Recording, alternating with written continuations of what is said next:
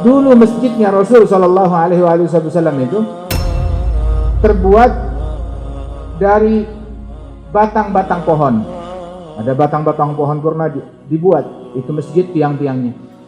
Apabila Nabi akan bersyarah, akan berkhutbah, maka Nabi berdiri ke suatu batang pohon, pokok pohon, dan berdiri di situ memberikan khutbah kepada para sahabat. Tatkala sahabat menyaksikan hal tersebut, ada satu orang yang pandai membuat alat-alat dari kayu. Dia buatkan mimbar untuk Rasulullah Sallallahu Alaihi Wasallam, dan letaknya mimbar tak jauh dari pokok pohon yang biasa Rasulullah berkhutbah, agak sedikit ke sebelah sana. Maka Rasul pun tatkala dibuatkan mimbar, berkhutbah di atas mimbar itu. Ditinggalkan itu pokok pohon, hanya berjarak beberapa meter, pindah ke atas mimbar. Tatkala kali pertama Rasulullah berada di atas mimbar, mulai memberikan khutbah, pengajaran dan syarahan beliau, maka tiba-tiba terdengar suara seperti suara tangisan, suara jeritan. Dari mana suara tersebut? Ternyata sumbernya dari pokok pohon. Maka Rasulullah yang sedang berkhutbah, sedang berbicara, itu sahabat meriwayatkan jeritan itu sangat keras sekali, sampai-sampai beberapa tembok yang ada di masjid, dinding yang ada di masjid pecah akibat kuatnya jeritan dari pokok pohon itu.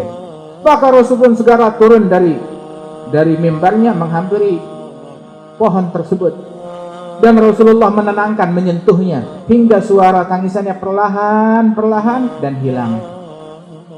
Kemudian Rasul Shallallahu Alaihi Wasallam menyatakan, sesungguhnya seandainya aku tidak lakukan hal ini, dia akan terus menangis sampai hari kiamat, kata Rasulullah.